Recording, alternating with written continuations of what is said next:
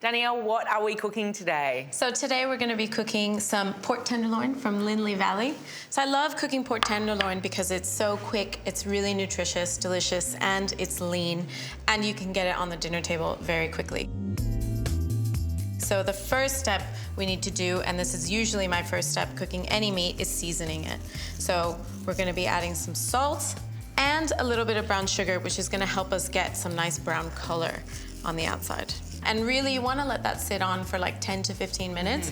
While that's happening, though, I'm going to take a bit of garlic and microplane that right into some Dijon mustard. Then we're just going to mix that in, and then we're going to brush that right on to the pork, and that's going to help our fennel seeds and our black peppers So mix stick. it up and then brush it? Yes. Yeah. Do you want to mix that up for me, George? Just with the brush? Yeah, that's fine.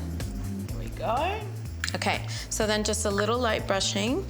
Pork is such a wonderful protein. It's so high in minerals, vitamins. Absolutely. So then, after we've got that mustard and that garlic on, I've kept the black pepper and the fennel seed kind of coarse because I really want it to form a bit of like a crust on the outside.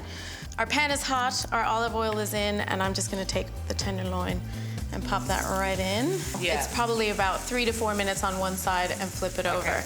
And obviously, since you know I can't do a recipe without lemon. Which I love. Yes, so I'm gonna put that face down right into that oil. Oh, you're putting it in the oil, Right in not there just the old squeeze. That's right. So that's gonna get nice and caramelized. Fantastic. And we'll squeeze that over everything at the end. Yeah. Good trick. Yeah.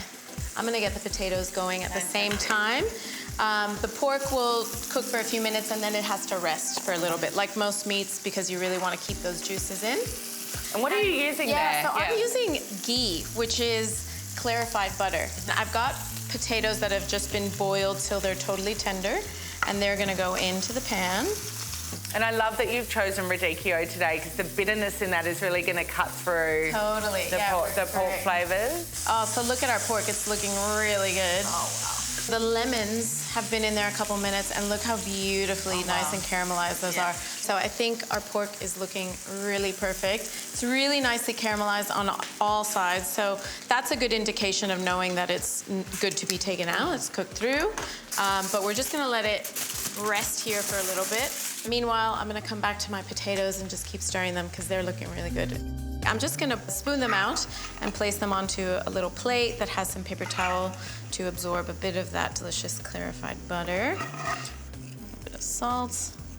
I'm just gonna put the potatoes onto our platter first.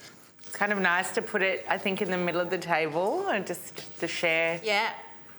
Now that the pork's done, I think everyone's going to be wondering how best do you tackle the slicing of a pork loin? So pork tenderloin is really simple. It's quite clear that the grain runs through the whole thing, kind of end to end. So all you need to do is slice it straight down the middle, and then as thin a slices as you like.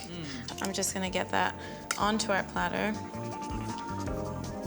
I'm gonna just get the balsamic onions, which this is another bit of that like sweetness and acidity that I think is so nice with pork. There we go. Fantastic, let's try it. Let's try it.